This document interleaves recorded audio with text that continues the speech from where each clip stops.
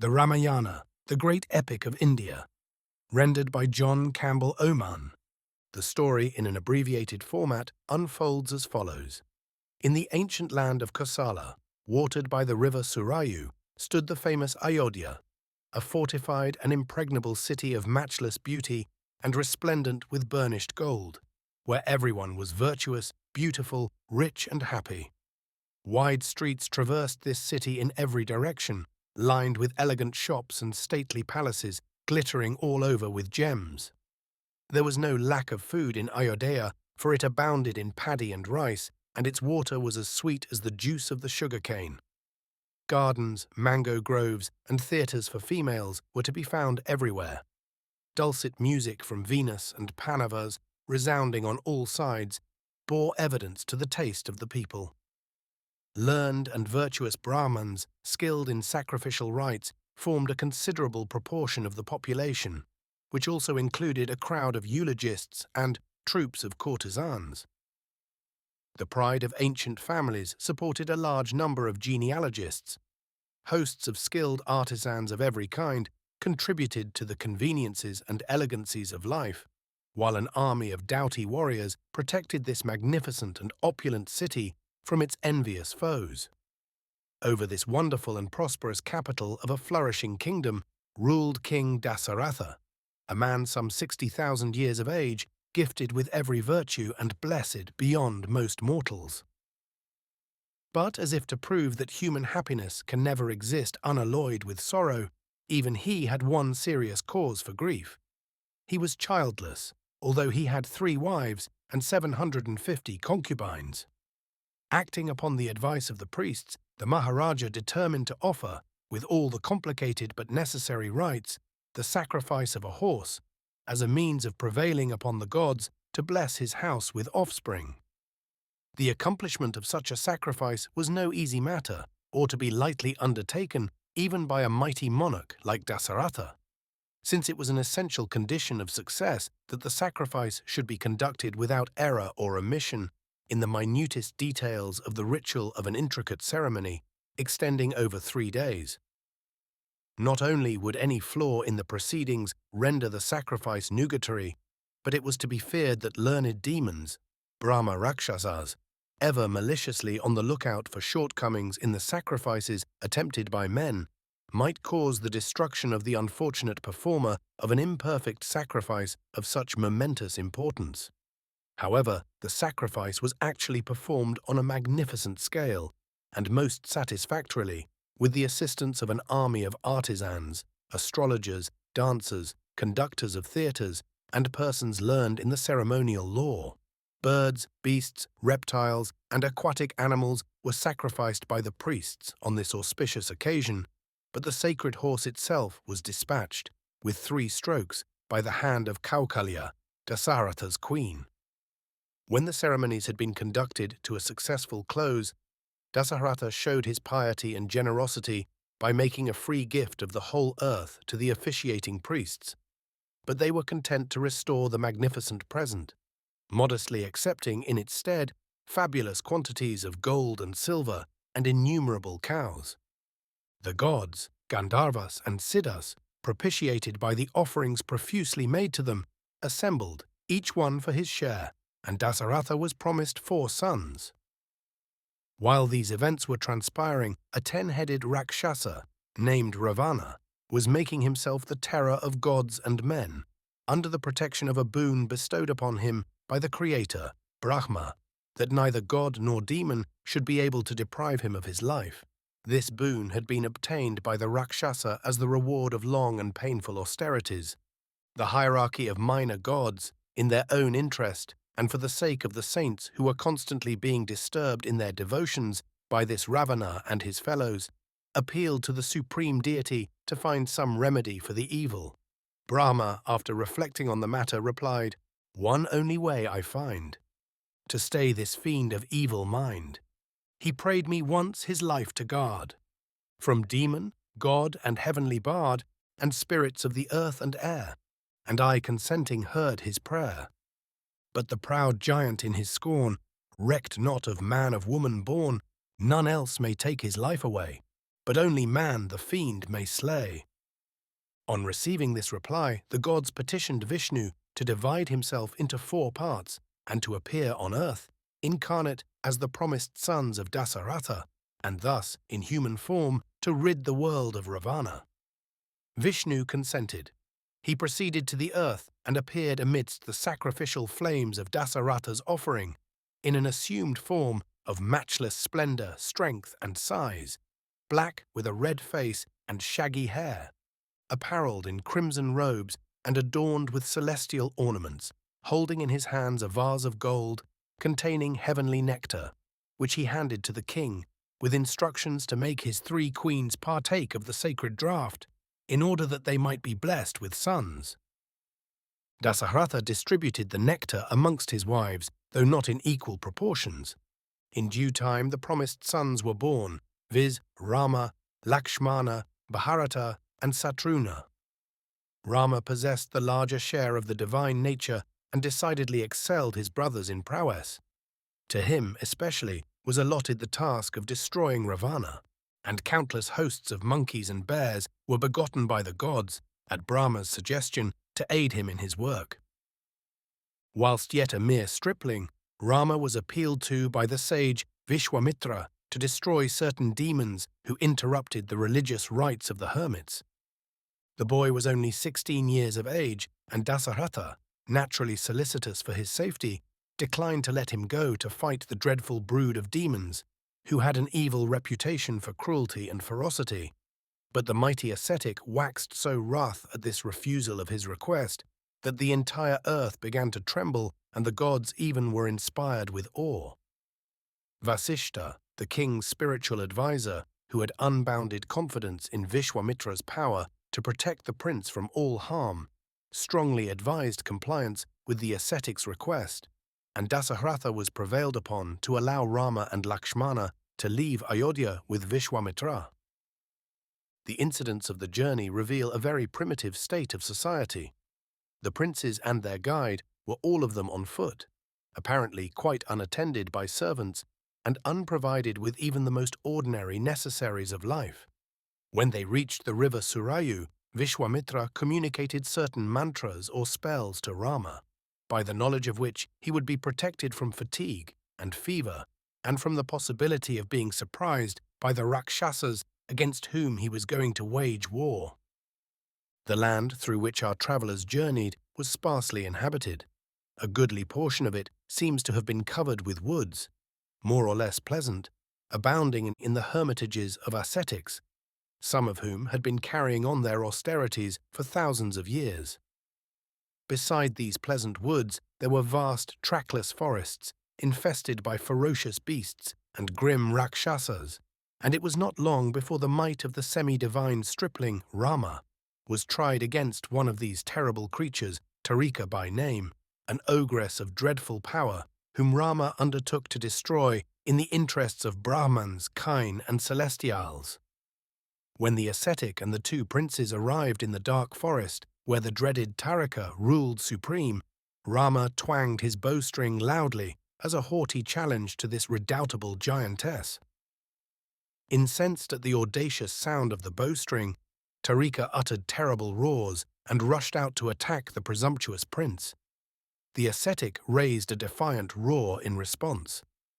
That was his entire contribution to the combat, in which Rama and his adversary were immediately involved, Lakshmana taking part in it also.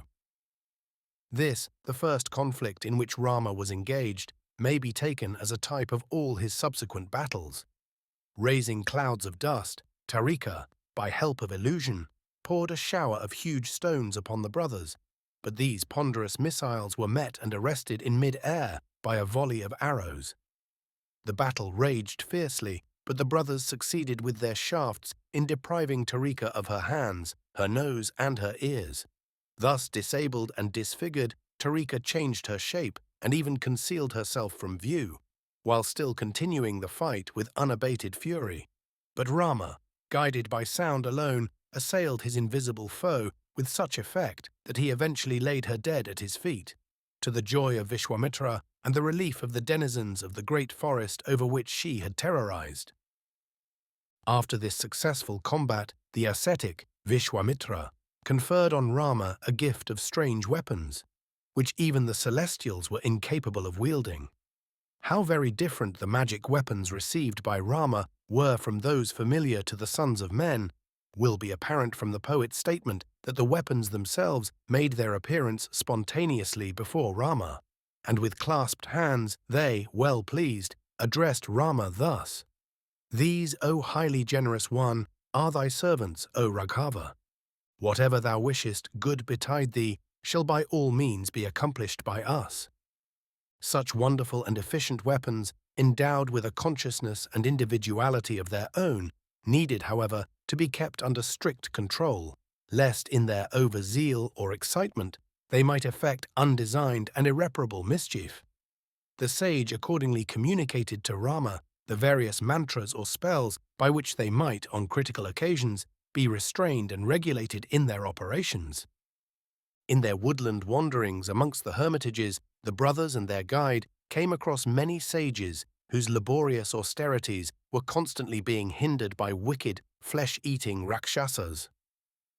Indeed, the world outside the cities and villages, which it would seem were very few and far between, as pictured by Valmiki, is a very strange one, mostly peopled by two sets of beings, hermits striving after supernatural power through the practice of austerities, and demons bent on frustrating their endeavors by unseasonable interruptions of their rites, or impious pollution of their sacrifices.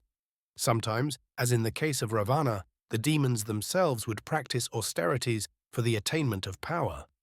Very prominent figures in the poem are the great ascetics, like Vishwamitra himself, who, a kshatriya by caste and a king by lineage, had obtained, through dire austerities prolonged over thousands of years, the exalted rank and power of Brahmanhood. A single example of his self-inflicted hardships and the consequences resulting therefrom may not be out of place. He once restrained his breath for 1,000 years, when vapors began to issue from his head, and at this the three worlds became afflicted with fear. Like most of his order, he was a very proud and irate personage, ready upon very slight provocation to utter a terrible and not to be escaped from curse. Once, in a fit of rage against the celestials, Vishwamitra created entire systems of stars, and even threatened, in his fury, to create another India by the process of his self-earned asceticism. The life led by the princely brothers in their pedestrian wanderings with this mighty sage was simplicity itself. They performed their religious rites regularly, adoring the rising sun, the blazing fire, or the flowing river, as the case might be. Their sojourn in the forests was enlivened by pleasant communion with the hermits, to whose kind hospitality they were usually indebted for a night's lodging, if such it can be called, and a simple fare of milk and fruits. Vishwamitra added interest to their journeyings by satisfying the curiosity of the brothers in regard to the history of the several places they visited.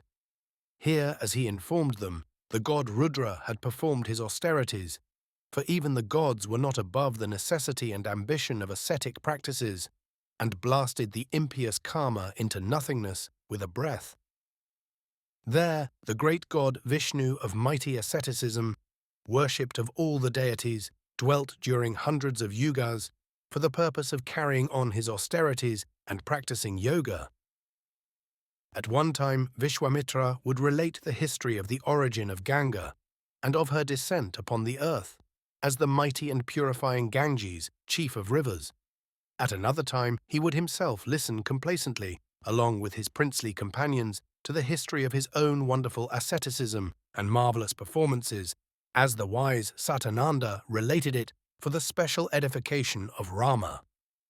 So passed away the time in the forests, not altogether peacefully, however, for the object of the journey would not have been fulfilled without sundry fierce and entirely successful encounters with the Rakshasas, those fiendish interrupters of sacrifice and persistent enemies of the anchorites.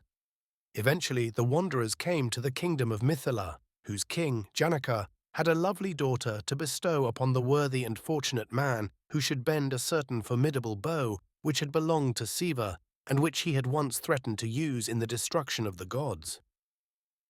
Janaka's daughter, the famous Sita, whose matrimonial future was thus connected with Siva's bow, was of superhuman origin, having sprung from the earth in a mysterious manner.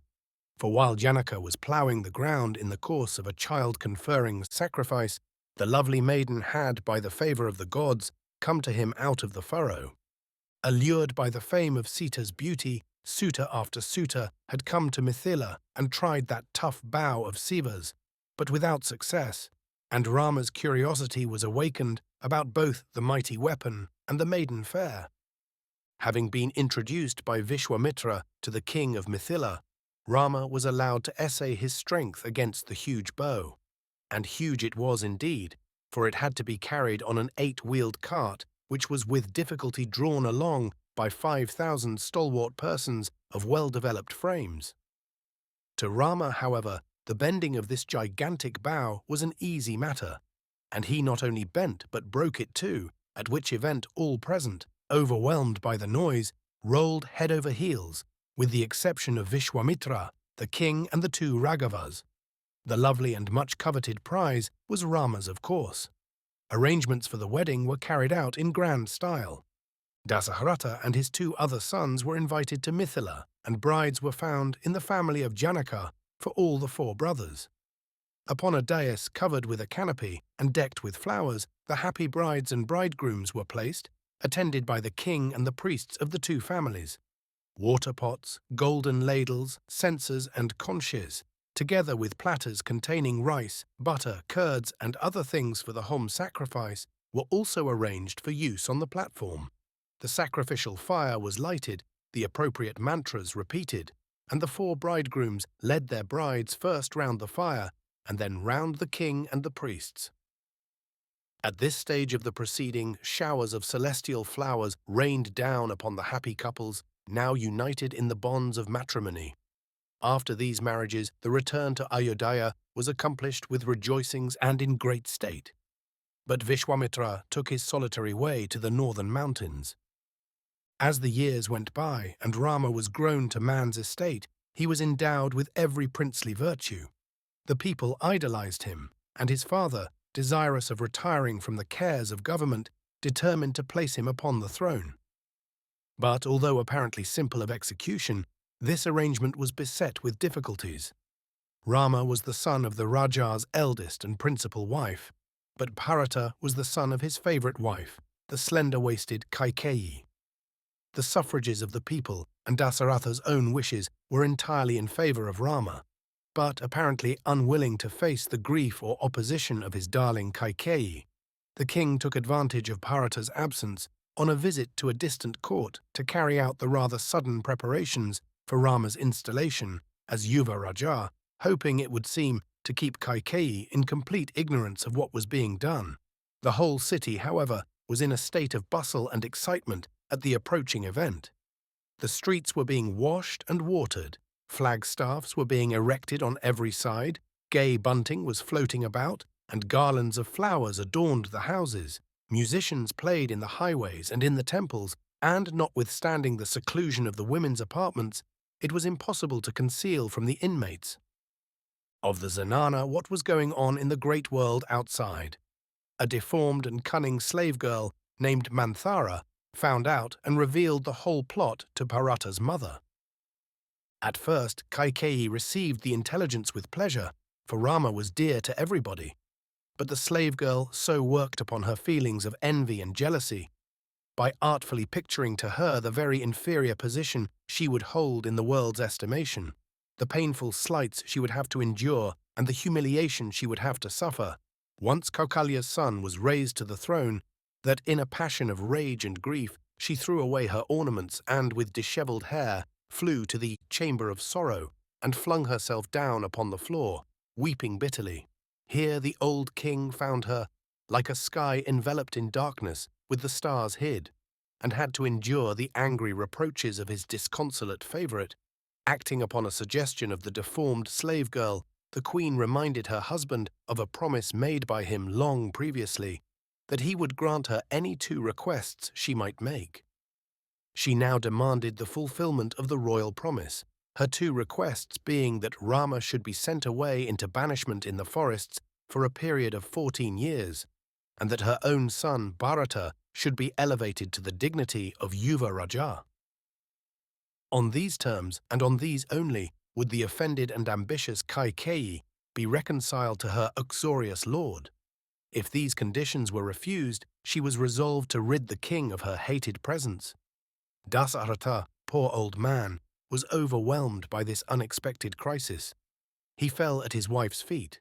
He explained that preparations for Rama's installation had already commenced. He besought her not to expose him to ridicule and contempt. He coaxed and flattered her, alluding to her lovely eyes and shapely hips. He extolled Rama's affectionate devotion to herself.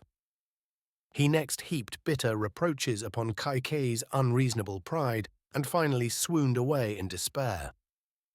But she was firm in her purpose and would not be shaken by anything, kind or unkind, that this Lord of Earth could say to her. The royal word she knew was sacred and had to be kept at any cost. As soon as it came to be known what a strange and unforeseen turn events had taken, the female apartments were the scene of loud lamentations, and the entire city was plunged in mourning.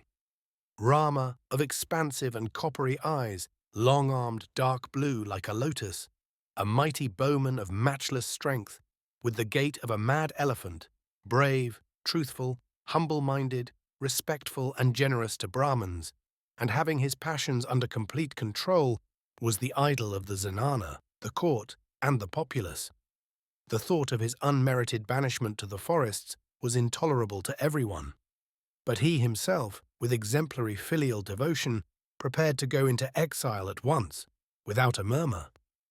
The poet devotes considerable space to a minute description of the sorrow experienced by the prominent characters in the story on account of Rama's banishment. Each one indulges in a lengthy lamentation, picturing the privations and sufferings of the ill-fated trio, and nearly everyone protests that it will be impossible to live without Rama. With affectionate regard for Sita's comfort and loving apprehension for her safety, Rama resolved to leave her behind with his mother. But no argument, no inducement, could prevail upon the devoted wife to be parted from her beloved husband. What were the terrors of the forest to her, what the discomfort of the wilderness, when shared with Rama? Racked with sorrow at the proposed separation, Sita burst into a flood of tears and became almost insensible with grief. At the sight of her tribulation, Rama, overcome with emotion, threw his arms about his dear wife and agreed to take her with him, come what may. Lakshmana, with devoted loyalty, would also accompany his brother into exile. Kaikeyi, apprehensive of delays, hurried on their preparations, and herself, unblushingly, provided them with the bark dresses worn by ascetics. The two brothers donned their new vestments in the king's presence, but Sita, in her silks arrayed, threw glances, trembling and afraid, on the bark coat she had to wear, like a shy doe that eyes the snare, ashamed and weeping for distress. From the queen's hand she took the dress. The fair one, by her husband's side, who matched heaven's minstrel monarch, cried, "How bind they on their woodland dress, those hermits of the wilderness?" There stood the pride of Janak's race. Perplexed, with sad appealing face, one coat the lady's fingers grasped, one round her neck she feebly clasped, but failed again, confused, by the wild garb she ne'er had used. Then quickly hastening Rama, pride of all who cherish virtue, tied the rough bark mantle on her, o'er the silken raiment that she wore. Then the sad women, when they saw Rama the choice bark round her draw, rained water from each tender eye, and cried aloud with bitter cry. After giving away vast treasures to the Brahmins, the ill-fated trio took a pathetic leave of the now miserable old king, of Kaukalya, who mourned like a cow deprived of her calf, of Sumitra, the mother of Lakshmana, and of their other 350 mothers. With an exalted sense of filial duty, the exiles also bid a respectful and affectionate farewell to Kaikeyi, the cruel author of their unmerited banishment, Rama remarking that it was not her own heart, but destiny alone that had made her press for the prevention of his installation. When Rama and his companions appeared in the streets of the capital, in the dress of ascetics, the populace loudly deplored their fate, extolling the virtues of Rama while giving vent to their feelings of disapproval at the king's weak compliance with his favourite's whim. Sita came in for her share of popular pity and admiration, since she, whom formerly the very ranges of the sky could not see, was today beheld by every passer-by. A royal chariot conveyed away to the inhospitable wilderness the two brothers and faithful Sita, torn from stately Ayodhya, their luxurious palaces and the arms of their fond parents. All they carried with them, in the chariot, was their armour and weapons, a basket bound in hide and a hoe. Crowds of people, abandoning their homes, followed in the track of the chariot, resolved to share the fate of the exiles. And such was the grief of the people that the dust raised by the wheels of the car occupied by Rama and his companions was laid by the tears of the citizens. They drove at once to the jungles and rested there for the night. During the hours of slumber, the exiles considerately gave their followers the slip and hurried off, in the chariot, towards the great forest of Dandaka. When they arrived at the banks of the sacred and delightful Ganges, the charioteer was dismissed with tender messages to the old king from his exiled children. After the departure of the charioteer, Rama and his companions began their forest wanderings on foot. Their hermit life was now to commence in earnest.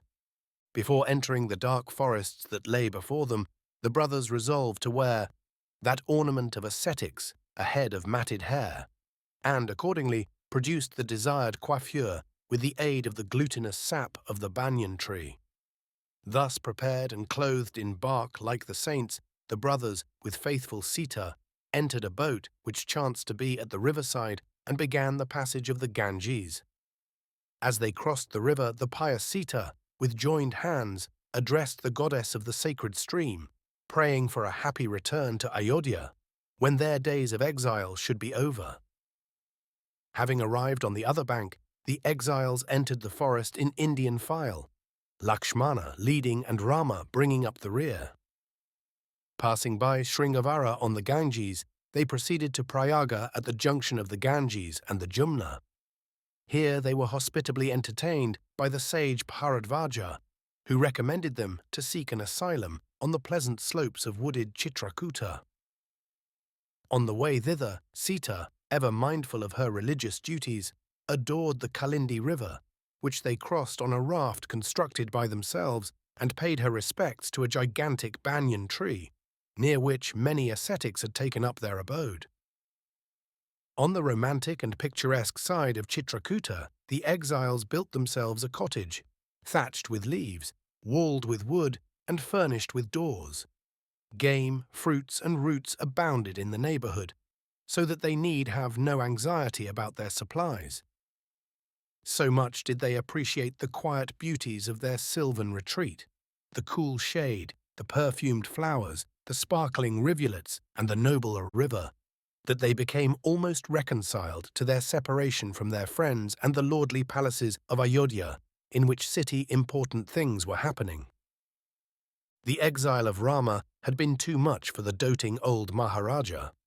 Weighed down by sorrow, he soon succumbed to his troubles, and Bharata, who was still absent at Gilibraja, was hastily summoned to take up the regal office. He, accompanied by his brother Satruna, hurried to the capital, and finding on his arrival how matters really stood, heaped reproaches upon his wicked, ambitious mother, indignantly refusing to benefit by her artful machinations. In a transport of grief, Bharata fell to the earth, sighing like an enraged snake, while Satrusna, on his part, seized the deformed slave girl Manthara and literally shook the senses out of her. In Rama's absence, Bharata performed his father's obsequies with great pomp. The dead body of the late king, which had been preserved in oil, was carried in procession to the riverside and there burnt, together with heaps of boiled rice and sacrificed animals. A few days later, the Shraddha ceremonies for the welfare of the spirit of the departed king were performed, and, as usual, costly presents, Money, lands, houses, goats and kine, also servant men and servant maids, were bestowed upon the fortunate Brahmans. When this pious duty, which occupied 13 days, had been fulfilled, affairs of state demanded attention. Bharata, although pressed to do so, resolutely declined to accept the scepter and resolved to set out with a vast following on a visit to Rama in his retreat, hoping to persuade him to abandon his hermit life and undertake the government of the realm. Great preparations had to be made for this visit to Rama, which was a sort of wholesale exodus of the people of Ayodhya, of all ranks and occupations. A grand army was to accompany Bharata, and the court, with all the ladies of the royal family, including the no doubt reluctant Kaikeyi, were to swell the procession. A road had to be made for the projected march of this host. Streams had to be bridged, ferries provided at the larger rivers, and able guides secured.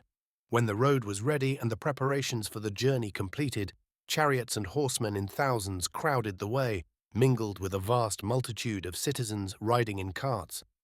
Artificers of every kind attended the royal camp. Armourers, weavers, tailors, potters, glassmakers, goldsmiths and gem cutters were there. So also were physicians, actors and shampooers, peacock dancers, and men whose profession it was to provide warm baths for their customers. Of course, the Brahmin element was strongly represented in this great procession, from the flourishing city to the solitudes of the forest. Bharata's march is described at great length by the poet, but only one incident need be mentioned here. On the way, the hermit Bharadvaja, desirous of doing Bharata honour, and probably not unwilling to display his power, invited him and his followers, of whom, as we have seen, there were many thousands, to a feast at his hermitage.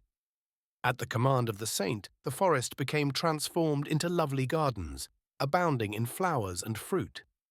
Palaces of matchless beauty sprang into existence. Music filled the cool and perfumed air. Food and drink, including meat and wine, appeared in profusion. Soups and curries are especially mentioned, and the flesh of goats and bears, deer, peacocks and cocks, also rice, milk and sugar. In addition to all this, a host of heavenly nymphs from Swarga descended to indulge in soft dalliance with the ravished warriors of Bharata's army. Then beauteous women, 7 or 8, stood ready by each man to wait. Beside the stream his limbs they stripped, and in the cooling water dipped, and then the fair ones, sparkling-eyed, with soft hands rubbed his limbs and dried, and sitting on the lovely bank, held up the wine-cup as he drank. For 1 day and 1 night the intoxicating enjoyment continued, and then, at the word of command, all the creations of the sage's power vanished, leaving the forest in its wonted gloom. Having taken a respectful leave of the mighty ascetic, Bharata and his followers threaded their way through the dense forests towards the mountain Chitrakuta and the river Mandakini. After a long march, they at last found the object of their desire, the high-souled Rama, seated in a cottage, bearing a head of matted locks, clad in black deerskin and having tattered cloth and bark for his garment. When Rama heard of his father's death, he was deeply moved and fell insensible upon the ground, like a blooming tree that hath been hewn by an axe. The loving Vaidehi, Sita, and the brothers Lakshmana and Bharata sprinkled water on the face of the prostrate man and restored him to animation, when he at once burst into loud and prolonged lamentations. Presently, Rama pulled himself together and duly performed the funeral rites, pouring out libations of water and making an offering of ingudi fruits to the spirit of his departed father. These offerings were not worthy of being presented to the manes of so great a man as Dasaratha, but were justifiable, under the circumstances of the case, on the accepted principle that that which is the fare of an individual is also the fare of his divinities. Bharata and the rest, respectfully sitting before Rama with joined hands, entreated him with the greatest humility to undertake the reins of government.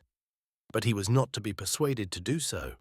He would not break the resolution he had made, nor would he be disloyal to his dead father's commands. Then Javali, a Brahmin atheist, insisting that there was and could be no hereafter, that Dasahatha, once his sire, was now mere nothing, advised the prince to yield to the reasonable wishes of the living and return with them to rule over the kingdom of his ancestors. Rama, however, warmly rebuked the atheist for his impiety, and all that Bharata could accomplish was merely to induce him to put off from his feet a pair of sandals adorned with gold, which he, Bharata, carried back with him in great state to the deserted Ayodhya, now inhabited only by cats and owls, as a visible symbol of his brother Rama, in whose name he undertook to carry on the affairs of the state until the appointed 14 years of exile should have run their course. The incidents connected with Rama's exile to the forests, his life and rambles at Chitrakuta, Bharata's imposing march through the same wooded country which the exiles had traversed, affords the poet of the Ramayana rare opportunities of displaying his love for the picturesque and his strong natural leaning towards the serene, if uneventful, life of the hermit. Often in these early forest rovings, and indeed throughout the 14 years of exile, does Rama or some other one linger to note and admire the beauties of woodland and landscape, and to hold loving communion with the fair things of field and forest. Though he praises the cities and pictures their grandeur of gold and gems, it is plain throughout that the poet's heart is in the woods, displaying on his part an appreciation of the charms of nature and scenery, very remarkable indeed, when we consider how slowly the taste for the beauties of inanimate nature was developed in Europe. After Bharata's return to Ayodhya, Rama and his companions moved further southwards, in the direction of the great forest of Dandaka, which extended indeed as far as the Godavari. In their wanderings they came to the abode of a certain ascetic, whose wife, having performed severe austerities for 10,000 years, was privileged, during 10 years of drought, to create fruits and roots for the sustenance of the people, and to divert the course of the river Jumna, so that its waters should flow by the thirsty asylum of the hermits. This ancient dame took a great fancy to Vaidehi, and, womanlike, gave her fair disciple a worthy gift, consisting of fine apparel, of beautiful ornaments, a precious cosmetic for the beautification of her person, and a rare garland of flowers. Nor was the old lady contented until she had seen the effect of her present on Janaka's charming daughter, who had pleased her much by her good sense in affirming that the asceticism of woman is ministering unto her husband. Wheresoever the exiles turned their steps, in these almost trackless forests, they were told of the evil doings of the Rakshasas, who not only interrupted the sacrifices, but actually carried off and devoured the anchorites. Very curious, too, were the ways in which some of these Rakshasas compassed the destruction of the saints. One of them, the wily Ilwala, well acquainted with Sanskrit, would assume the form of a Brahman and invite the hermits to a Shraddha feast. His brother, in the assumed form of a sheep, would be slaughtered and cooked for his guests. When they had enjoyed their repast, the cruel Ilwala would command his brother Vatapi to come forth, which he would do unreluctantly and with a vengeance, bleating loudly and rending the bodies of the unhappy guests, of whom thousands were disposed of in this truly Rakshasa fashion. It is noteworthy that those ascetics who had, by long and severe austerities, acquired a goodly store of merit, might easily have made short work of the Rakshasas. But, on the other hand, if they allowed their angry passions to rise, even against such impious beings, they would, while punishing their tormentors, have inevitably lost the entire advantage of their long and painful labors. Hence, many of the hermits made a direct appeal to Rama for protection. Entering the forest of Dandaka, the exiles encountered a huge, terrible, and misshapen monster, besmeared with fat and covered with blood, who was roaring horribly with his widely distended mouth, while with his single spear he held transfixed before him quite a menagerie of lions, tigers, leopards, and other wild animals.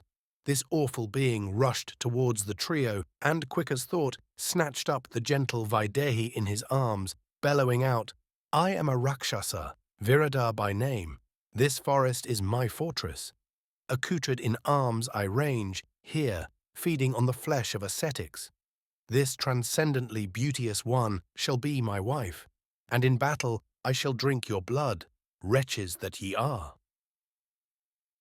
At this juncture, Rama, as on some other trying occasions, gave way to unseasonable lamentations and tears.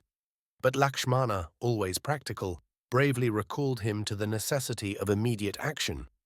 The Rakshasa, having ascertained who his opponents were, vauntingly assured them that having gratified Brahma by his asceticism, he had obtained this boon from him, that no one in the world could slay him with weapons, and he mockingly advised the princes to renounce Sita and go their way.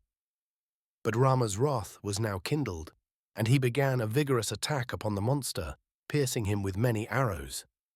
A short, though fierce combat ensued, the result being that the Rakshasa seized and carried off both Rama and Lakshmana on his ample shoulders. His victory now seemed complete, and Sita, who had apparently been dropped during the combat, dreading to be left alone in the terrible wilderness, piteously implored the monster, whom she insinuatingly addressed as the best of Rakshasas, to take her and to release the noble princes. The sound of her dear voice acted like a charm upon the brothers, and with a vigorous and simultaneous effort, they broke both the monster's arms at once and then attacked him with their fists. They brought him to the ground exhausted, and Rama, planting his foot upon the throat of his prostrate foe, directed Lakshmana to dig a deep pit for his reception, and when it was ready, they flung him into it. The dying monster, thus overcome, though not with weapons, explained that he had been imprisoned in that dreadful form of his by the curse of a famous ascetic, and was destined to be freed from it only by the hand of Rama. With this explanation, the spirit of the departed Virata passed into the celestial regions. Rama, with his wife and brother, now sought the hermitage of the sage Sarabhanga. And on approaching it, a strange, unexpected, and imposing sight presented itself to Rama's view. Indra, attended by his court, in conversation with the forest sage, the god of heaven in clean apparel and adorned with celestial jewels, was seated in a wondrous car drawn by green horses up in the sky. Over him was expanded a spotless umbrella, and two lovely damsels waved gold-handled chowries above his head. About him were bands of resplendent celestials hymning his praises. At Rama's approach, the god withdrew, and the sage advised the prince to seek the guidance of another ascetic, named Sutikshna, adding, "This is thy course, thou best of men. Do thou now, my child, for a space look at me while I leave off my limbs, even as a serpent renounces its slough." Then kindling a sacrificial fire and making oblations to it with the appropriate mantras, Sarabhanga entered the flames himself. The fire consumed his old, decrepit body, and he was gradually transformed, in the midst of the flames, into a splendid youth of dazzling brightness, and, mounting upwards, ascended to the heaven of Brahma. After Sarabhanga had left the earth in this striking manner, bands of ascetics waited on Rama, reminded him of his duty as a king, and solicited his protection against the Rakshasas. As Rama and his companions wandered on through the forests, another wonder soon engaged their attention. Sweet music reached them from beneath the waters of a charming lake covered with lotuses, and on inquiring about the strange phenomenon, a hermit told them that a great ascetic had formed that lake.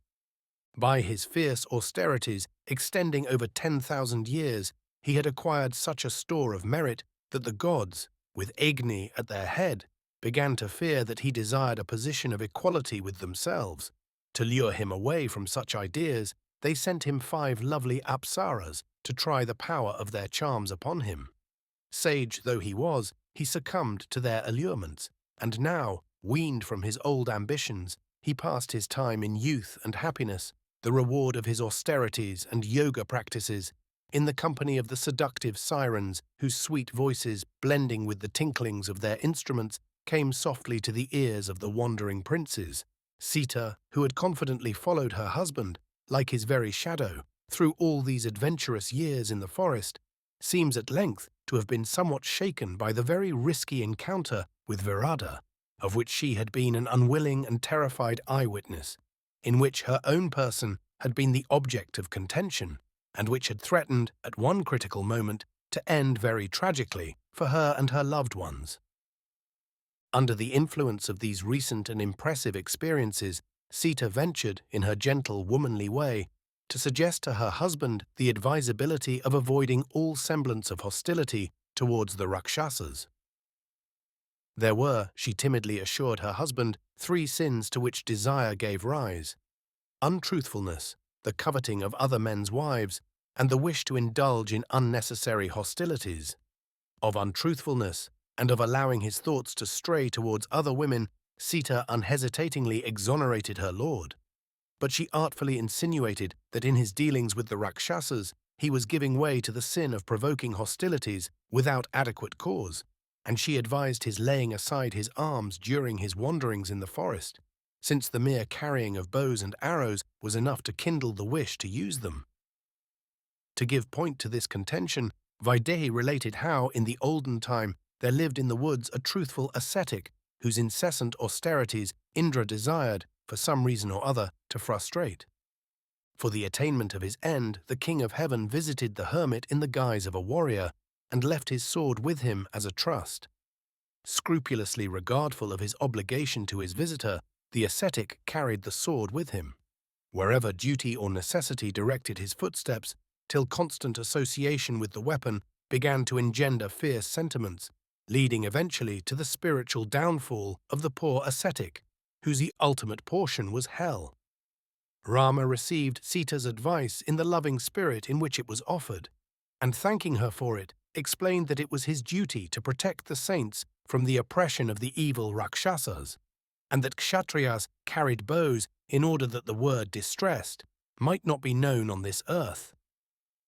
Several years of exile slipped away, not unpleasantly, in the shady forests through which the royal brothers roamed from hermitage to hermitage, always accompanied by the lovely and faithful Sita, whose part throughout is one of affectionate, unfaltering and unselfish devotion to her husband.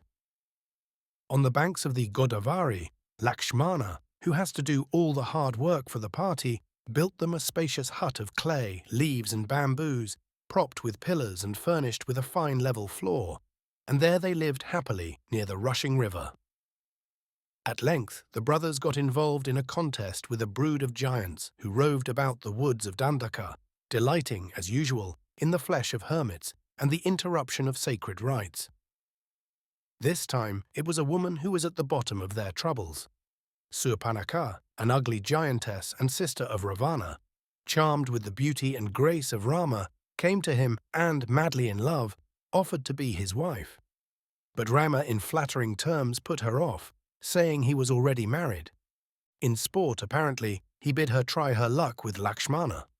She took his advice, but Lakshmana does not seem to have been tempted by the offer, and while artfully addressing her as supremely charming and superbly beautiful lady, advised her to become the younger wife of Rama, to whom he referred her again. Enraged by this double rejection, the giantess attempted to kill Sita as the hated obstacle to the fulfillment of her desires. The brothers, of course, interposed, and Lakshmana, always impetuous, punished the monster by cutting off her nose. Surpanaka fled away to her brother Kara and roused the giant Rakshasas to avenge her wounds. These terrible giants possessed the power of changing their forms at will, but their numbers and their prowess were alike of little avail against the valor and skill of Rama, who, alone and unaided, for he sent Lakshmana away with Sita into an inaccessible cave, destroyed 14,000 of them in a single day. The combat, which was witnessed by the gods and Gandharvas, Siddhas and Charanas, is described at great length, and the narrative is copiously interspersed with the boastful speeches of the rival chiefs.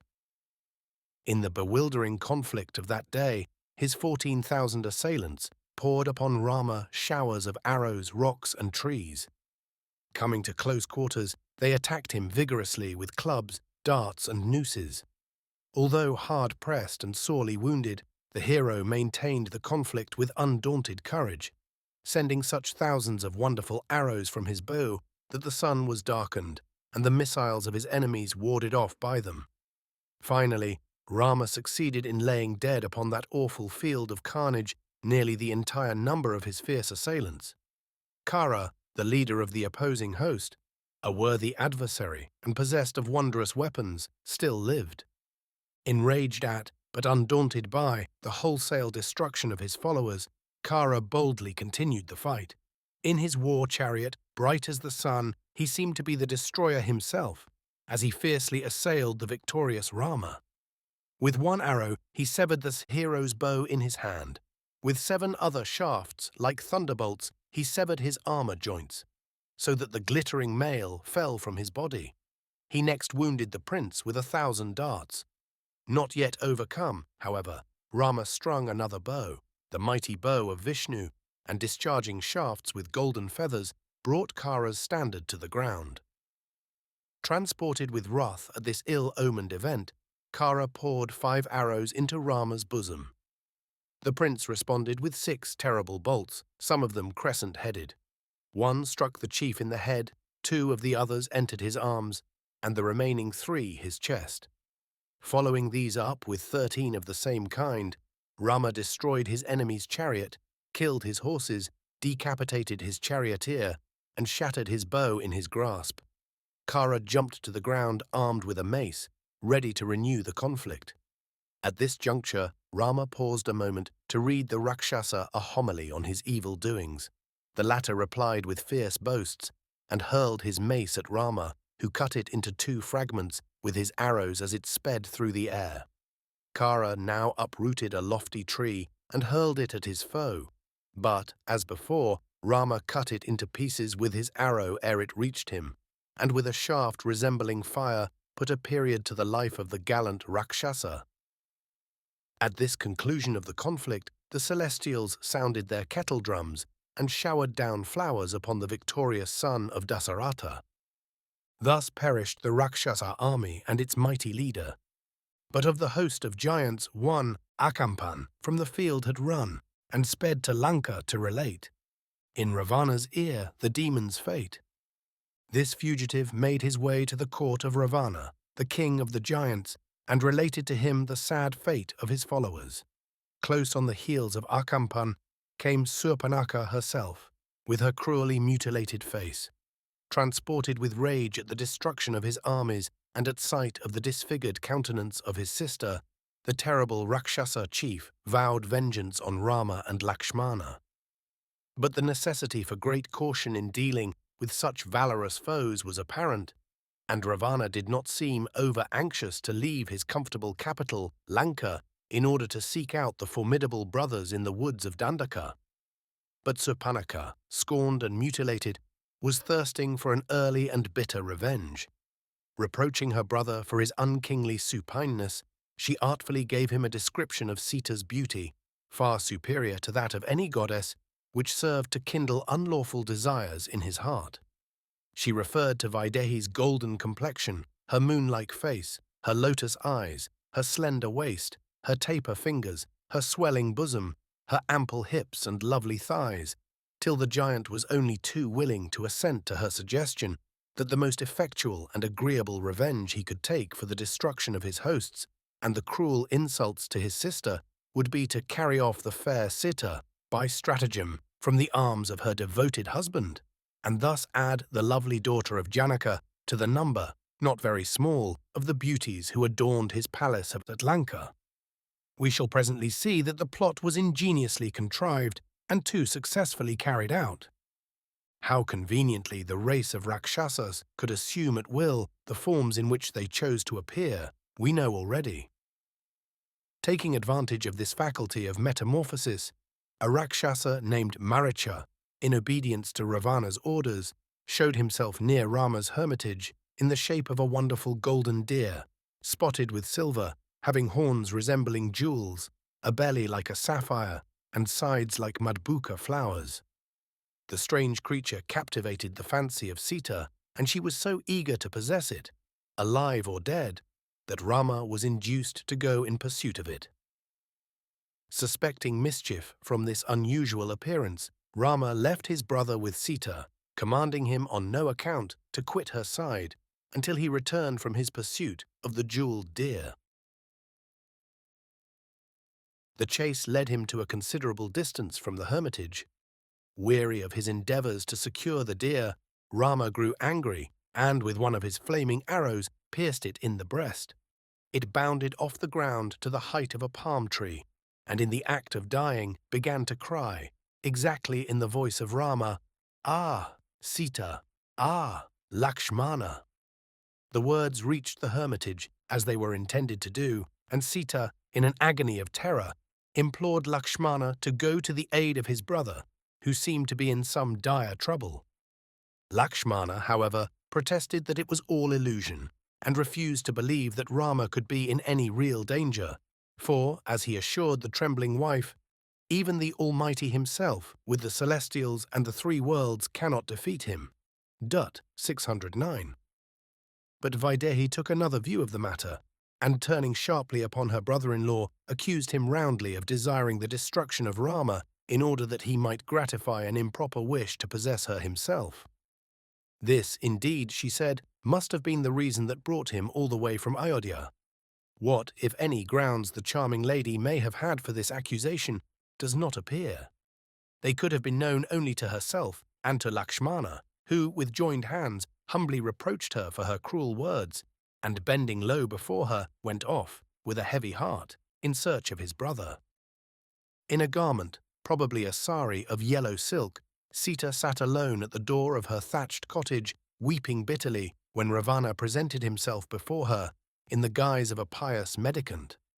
Ravished by her beauty, this pious mendicant began, without ceremony, to praise the various charms of Sita's person, with the most reprehensible license of detail.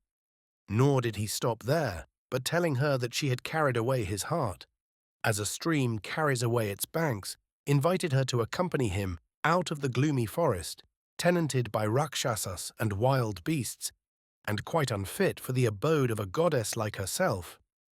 As her visitor was in appearance a Brahman, she dutifully attended to him, bringing him water to wash his feet with, and food to eat, while her eyes were straining through the forest for her absent lord. Dreading that her Brahman guest might curse her if she did not speak to him, Vaidehi began to relate the history of her exile, addressing the seeming mendicant in such flattering terms as "thou best of twice-born ones." After listening to her story, Ravanna revealed himself to her, and again declaring his love, invited her to become his wife in the great city of Lanka, where she should live in luxury, attended by 5,000 maidservants. Sita indignantly spurned the offer, threatening the Rakshasa with the consequences of her husband's anger.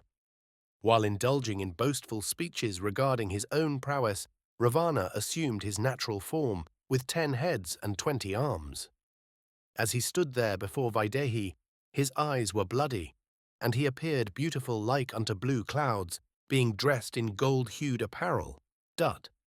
Approaching the adorable Sita, the enamoured giant caught her hair with one hand and her legs with another, and carried her off, through the air in his golden car, drawn by asses.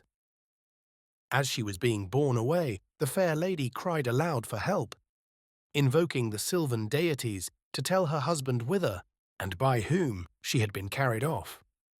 Her voice reached the virtuous Jatayus, the king of birds, who, though 60,000 years old, immediately interposed to rescue her.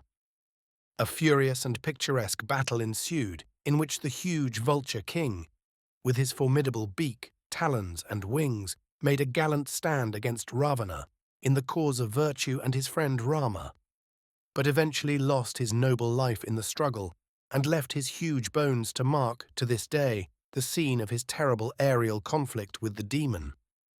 The victorious Ravanna carried Sita away through the air in his arms. Some of her ornaments fell to the ground as the two sped along in their journey towards Lanka, and showers of blossoms falling from her head were scattered around. At this sorrowful event the sun hid his face, and all nature was oppressed with grief. Not yet despairing of succor, the brave-hearted Sita observed, as she passed along in mid-air, 5 monkey chiefs seated on the summit of a hill, and, unnoticed by Ravanna, dropped amongst them her gold-coloured sheet and some glittering ornaments, in the hope that they might convey to Rama the intelligence of her abduction by the giant. But fate had more sorrow in store for her. Over mountain peaks, over rivers, over the sea, Ravanna conveyed his prize without meeting with further opposition, and lodged her safely in his magnificent palace in Lanka, where he treated her with the greatest consideration and wooed her like a youthful lover, placing her tender feet upon his heads and professing himself her obedient slave. Rama, on discovering the loss he had suffered, was in despair. Sometimes he would indulge in excessive lamentations, wildly calling upon the trees and streams, the deer of the forest and the birds of the air, to tell him where his love had gone.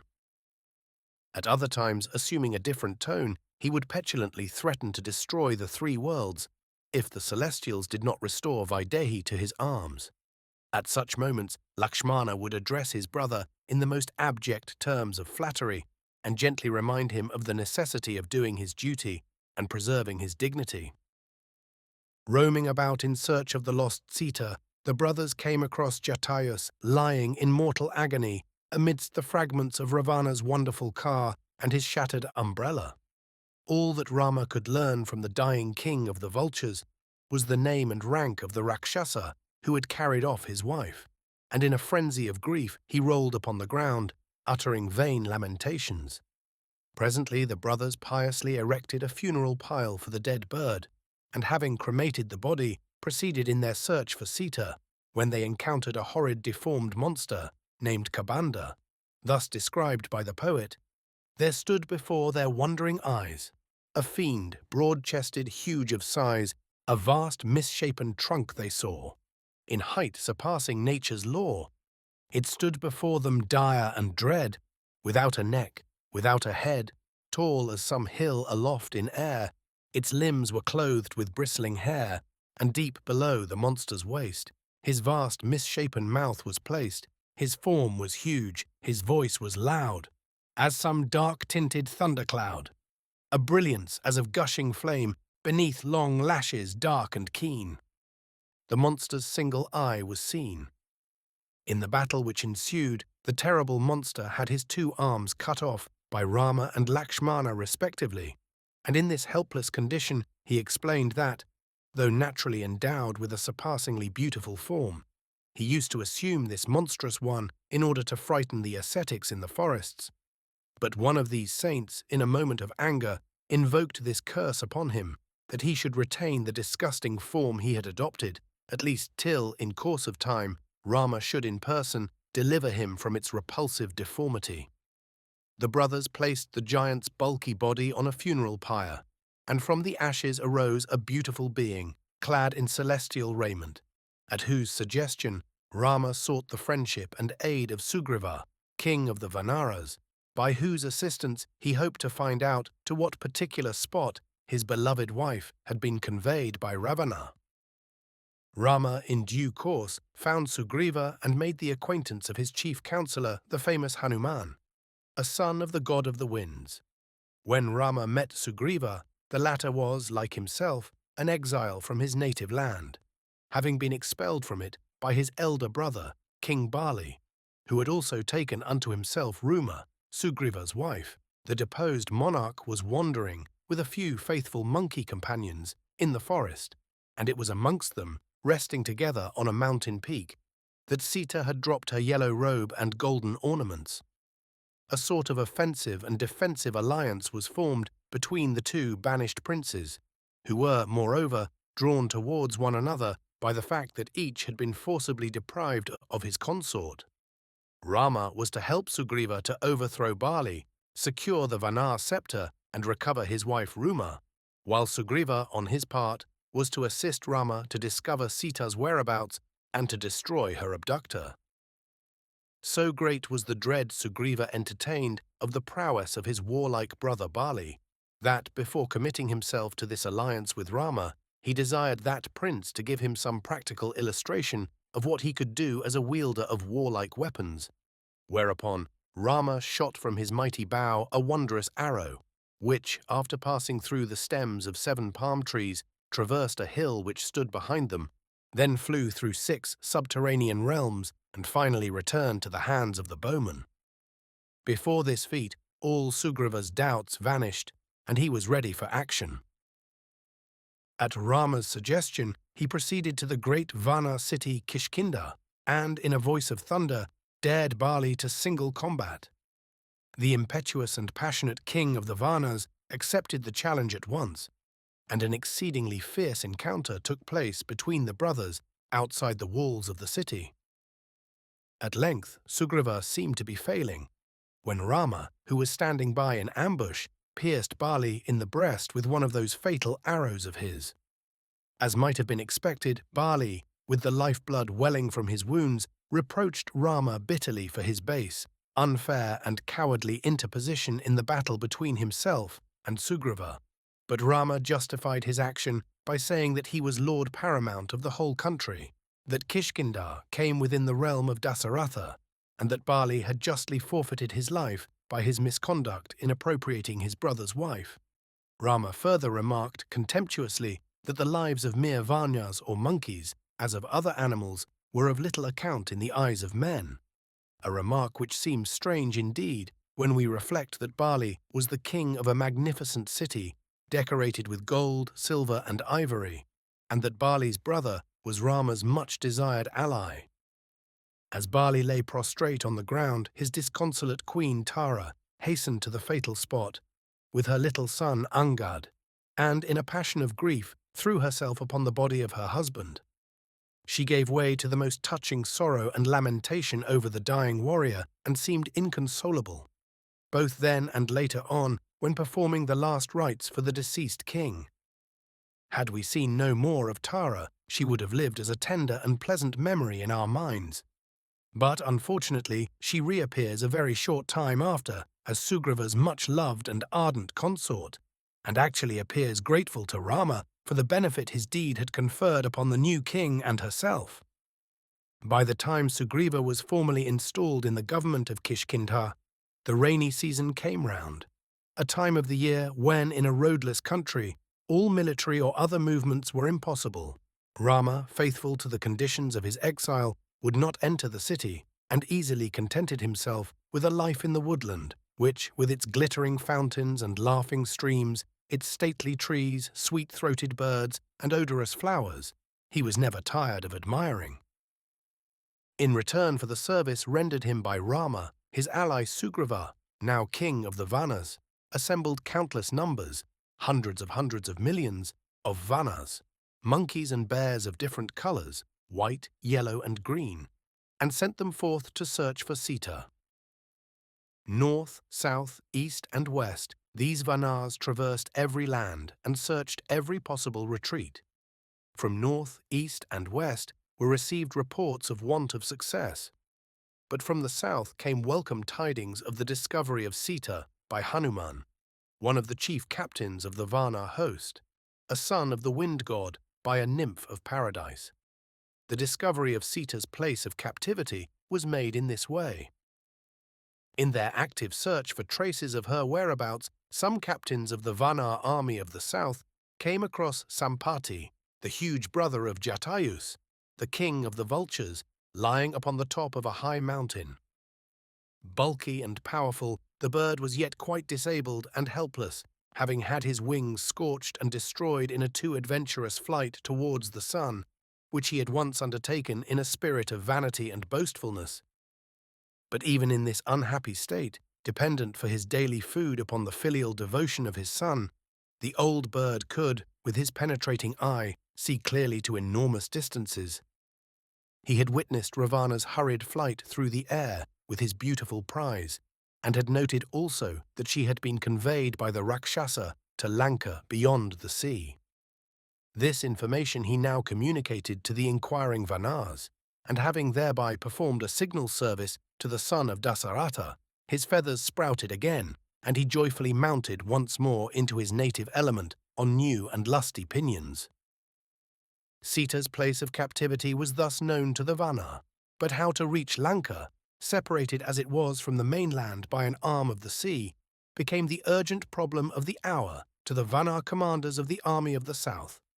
If Sita was to be restored to the arms of Rama, it was absolutely necessary that someone should get to Lanka as a spy, in order to ascertain the facts in regard to Sita's captivity there, and to discover the strength of Ravanna's army and his means of resisting an attack from without. Ships or even boats were, in those primitive times, not to be thought of, but the monkey could leap, and so it was proposed that some leader of the race should essay the rather long jump across the strait which separated Lanka from the continent. Who was so fitted for this undertaking as the son of the wind god, the redoubtable Hanuman?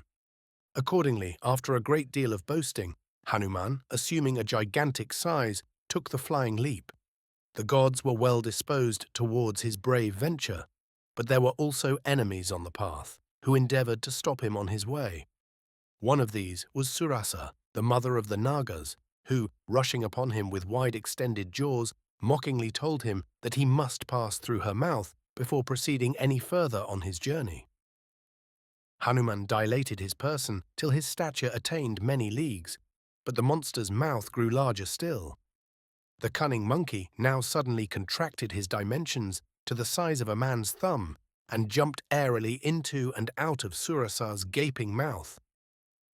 He had fulfilled his enemy's conditions, and she good-naturedly acknowledged her defeat.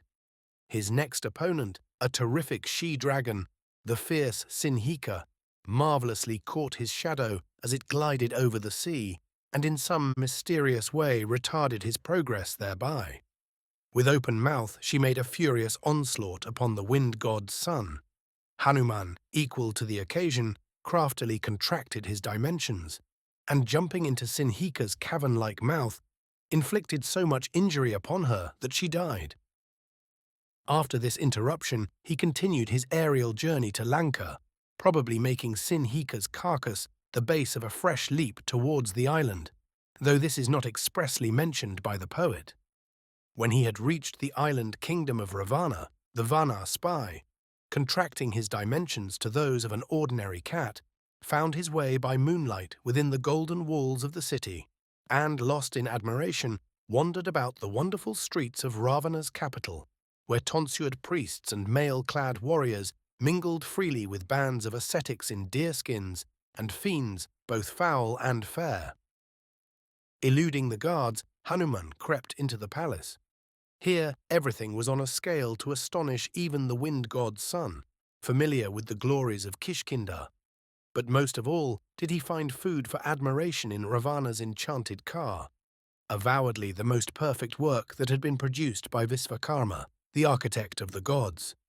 There shone with gems that flashed afar, the marvel of the flower-named car, mid wondrous dwellings still confessed, supreme and nobler than the rest, thereon with wondrous art designed. Were Turkish birds of varied kind, and many a sculptured serpent rolled. His twisted coil in burnished gold, and steeds were there of noblest form, with flying feet as fleet as storm, and elephants with deftest skill.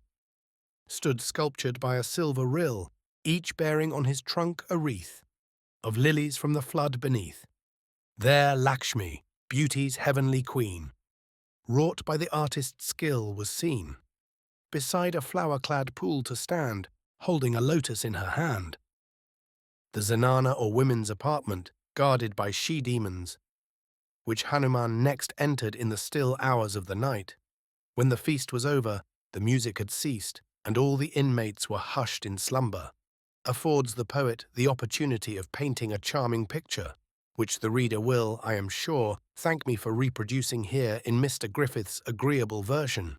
He stood within a spacious hall, with fretted roof and painted wall, the giant Ravan's boast and pride, loved even as a lovely bride.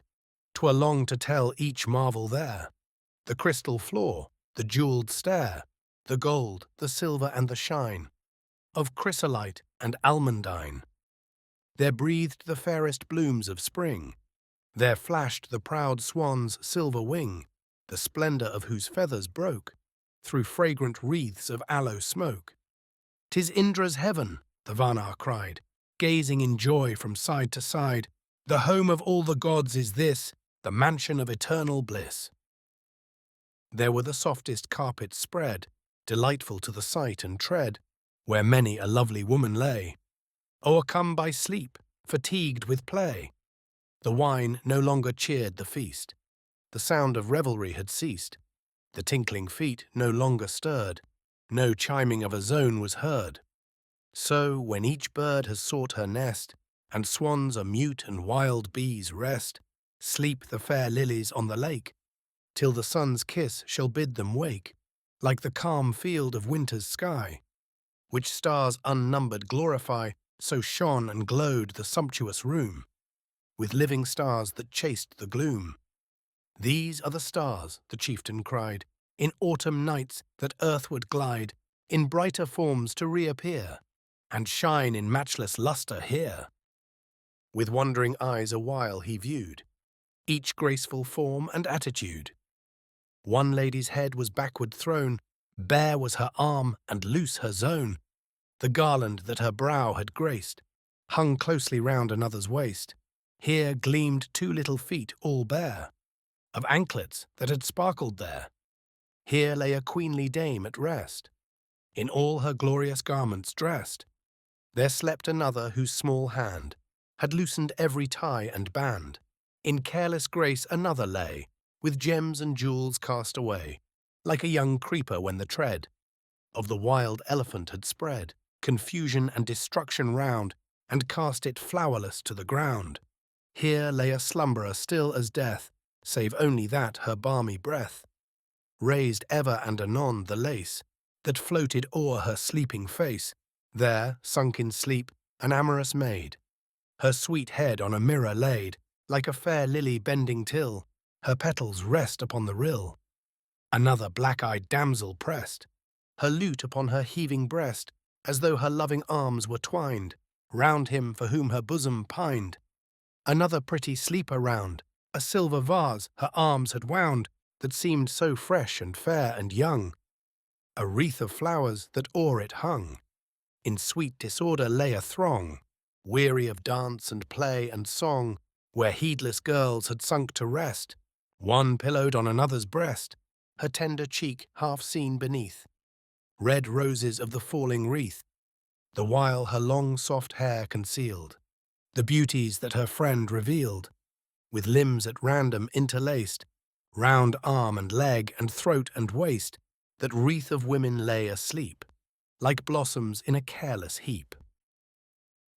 Still in eager quest of Sita, the Ravanna roamed stealthily from place to place within the spacious bounds of the royal palace, and, as day was breaking, entered the enchanting Ashoka Grove, a sort of ideal retreat in fairyland.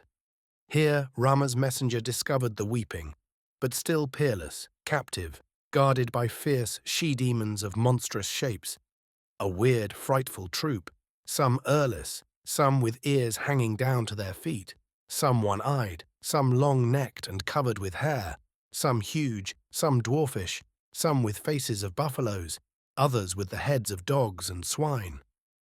Perched upon a bough and concealed by its foliage, Hanuman watched his opportunity to open communication with the object of his search. Presently, Ravanna, in great state, heralded by music and attended by a crowd of ravishing beauties with tinkling zones, entered the grove. Sita, in utter despair, fell upon the ground, like hope when all her dreams are o'er. Approaching her kindly, the king of Lanka, who was passionately enamored of her beauty, endeavored to reassure her, and wooed her softly with all the arts of flattery, with offers of boundless wealth, and with protestations of deep affection. Methinks when thy sweet form was made, his hand the wise Creator stayed, for never more could he design a beauty meet to rival thine. Come, let us love while yet we may, for youth will fly and charms decay. Sita, ever faithful to her lord, treated his suit with scorn, whereupon the demon king, waxing wrath, threatened to have her killed and served up at his table if she persisted in rejecting his advances. Turning to leave the palace in high dudgeon, he directed the demon guards to bend the fair captive to his will by threats and blandishments of every kind.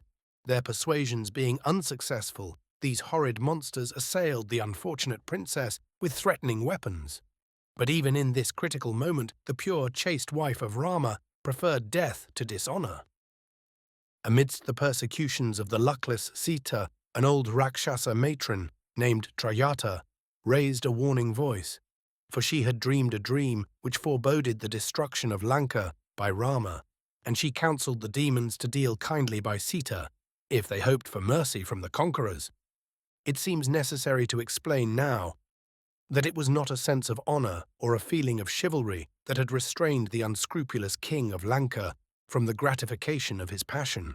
It was fear only that kept him back, for, as he confidentially explained to his assembled lords, having once, under the influence of ungovernable desire, dishonored one of the nymphs of Indra's heaven, fair Punjikashthala, Brahma had decreed that if Ravanna committed the same offense again, his head should be rent in pieces. Of course, this fact and the protection thus enjoyed by Sita, through dread of Brahma's decree, were quite unknown to Rama, whose knowledge was merely human. At length, the Vanna found the long-wished-for opportunity of communicating with Sita and of consoling her with the hope of an early rescue. He even offered to carry her off, there and then, on his shoulders, but her modesty shrank from the mere thought of voluntarily touching the body of any male person beside Rama. The monkey god then set about committing as much destruction as he could in the city of Lanka, which, built by Visvakarma, the architect of the gods, is described as surpassingly beautiful and encircled by a golden wall. After a succession of fierce and successful battles with the giants, thousands at the time with their most famous captains, Hanuman, covered from head to foot with wounds, was noosed by means of a magic shaft from the bow of Ravanna's son, Indrajit, overpowered and taken prisoner. Exceedingly incensed, Ravanna ordered the destructive and formidable Vanna to be put to death at once. One of his counselors, however, suggesting that Hanuman might be regarded in the light of an envoy from Rama, it was decided to spare his life, but at the same time to treat him with the greatest indignity before releasing him. In pursuance of this determination, his tail was wrapped round with cloth dipped in oil, which was then set on fire. But at the prayer of Sita, who came to know what was going on in the city, the flames abstained from harming her friend. By contracting his dimensions, Hanuman easily freed himself from his bonds, and now, by means of his blazing tail, carried fire and destruction through the beautiful city, after which he once more performed his perilous journey through the air, back to the mainland of India, bearing tidings of his doings to his master and Rama. When the place of Sita's captivity became known, the Vanna armies were rapidly advanced southward and encamped on the border of the strait which separates Lanka from the mainland of India.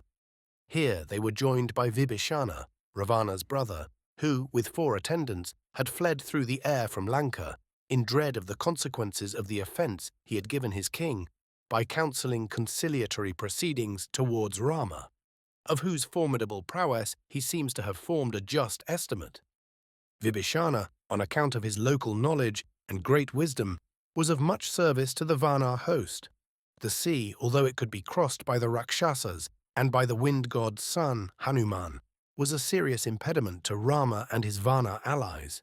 Standing on the margin of the trackless ocean which barred his march, the chief vented his impatience in a shower of his wonderful arrows, which he angrily shot into the wide bosom of the deep.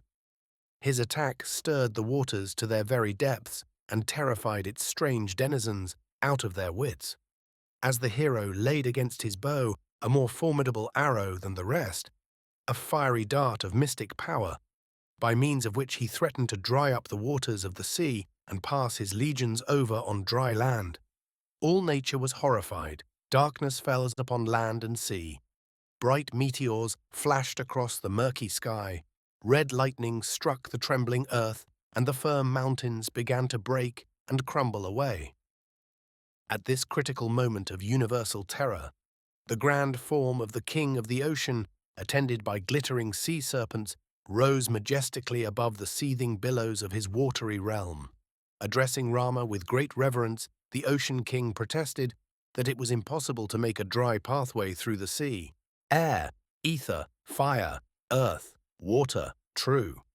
To nature's will their course pursue, and I, as ancient laws ordain, unfordable must still remain.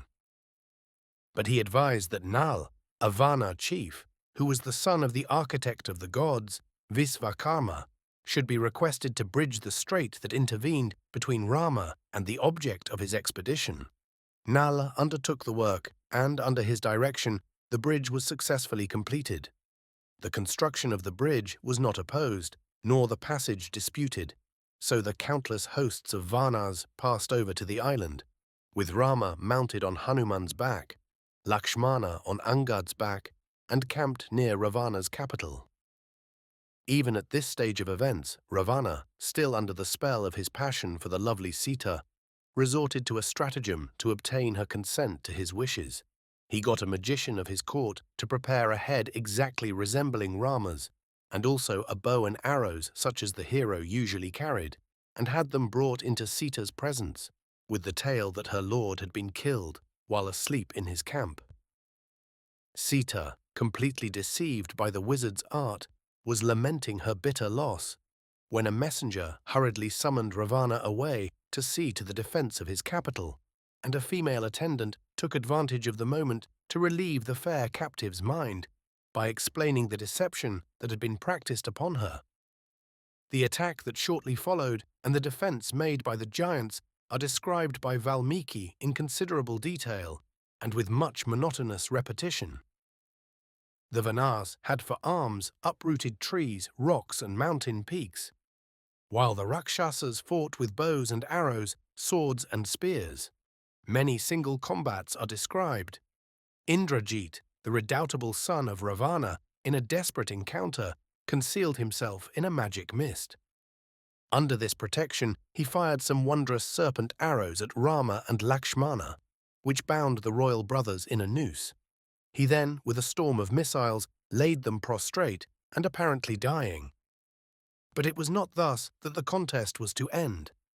From their helpless condition, Rama and Lakshmana were freed by Garuda, who, as the king of birds, possessed a special power over the serpent arrows. On another occasion, Rama with his brother Lakshmana, both sorely wounded, and ever so many of their Varna allies, were restored to life and vigor by the scent of some healing herbs brought by the swift-footed Hanuman from the distant Himalayas.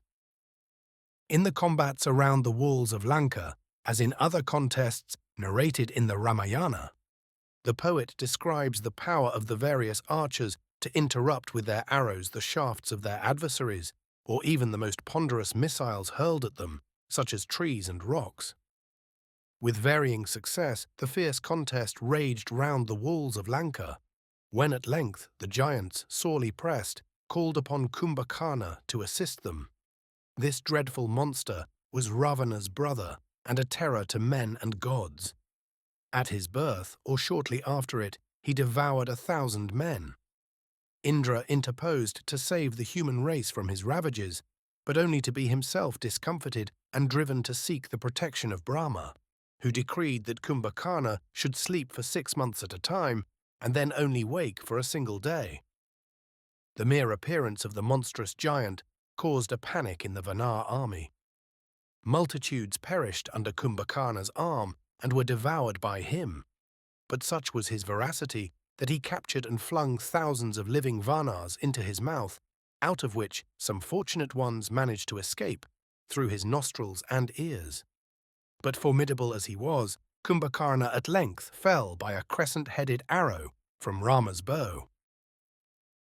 One memorable episode in this siege of Lanka was a night attack, planned and successfully carried out by Sugriva. Overpowering the guards, the Varnas entered the city and amidst the most terrible carnage gave beautiful and stately Lanka over to the flames. As earth with fervent head will glow, when comes her final overthrow?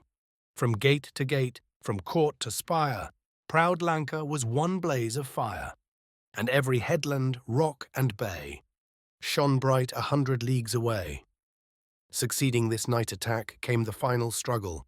Ravanna sallied forth from Lanka with a marvelous array of chariots, elephants, horses, and men. He himself was the most formidable adversary yet encountered by Rama, having in his time subjugated the Nagas, defeated the gods of heaven, and even successfully invaded the land of departed spirits, ruled over by the dreaded Yama. During the battle that ensued, Indra, anxious no doubt to pay off old scores, sent his own chariot to Rama, who, mounted on it, encountered Ravanna in single combat, and after a long contest killed his adversary with an arrow which had been made by Brahma himself. As the giant fell, celestial music filled the air, perfumed breezes wandered pleasantly over the field, and heavenly blossoms were rained down upon the conquering hero, the champion of the gods. With the death of Ravanna, the war was at an end, and Vibhishana was installed king in his place.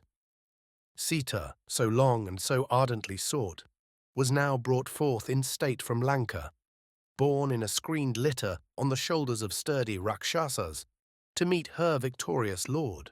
The inquisitive Varnas pressed round to see Vaidehi, on whose account they had so often risked their lives, but the attendants rudely drove them back. Rama, however, interposing, commanded that the lady should descend from the litter and proceed on foot, unveiled, so that his Varna friends might have a good look at her, for as he said, "At holy rites, in war and woe, her face unveiled a dame may show. When at the maiden's choice they meet, when marriage troops parade the street. And she, my queen, who long has lain in prison, racked with care and pain, may cease a while her face to hide, for is not Rama by her side." The meeting between Rama and his long-lost queen is a highly dramatic and unexpected scene. Instead of Rama folding his darling in his arms, as one might have expected he would have done, after all his piteous laments about her loss and his often expressed desire to possess his peerless wife once more, we find him coldly repulsing her, on the ground of her long captivity in Ravanna's power. More than that, he cruelly tells her that it was not love for her, but a desire to vindicate his outraged honor, that had brought him to Lanka. Quite unprepared for this undeserved and heartless reception, poor Vaidehi asks her husband most touchingly if the past is all forgotten, if her love and unfaltering devotion have quite faded from his memory. And waxing sadly indignant, she requests Lakshmana, in a voice broken with sobs, to prepare a funeral pile for her, the only refuge she had left to her in her dark despair. With Rama's tacit consent, the pyre was erected and ignited. Boldly did the virtuous queen enter the flames, and as she fell overpowered by them, a cry of grief rose from the bystanders. At this important moment, a band of celestial beings, headed by Brahma himself, appeared before the assembled multitude and revealed to Rama his true nature, that he was Vishnu and no mortal man, while the god of fire raised Sita out of the flames, and publicly attesting her purity, restored her to Rama, who now joyfully received her back to his heart and home. Before the gods departed to their celestial abodes, Indra, at Rama's considerate request, restored to life all the Varnas who had fallen in his cause. Thus was the great war brought to a conclusion.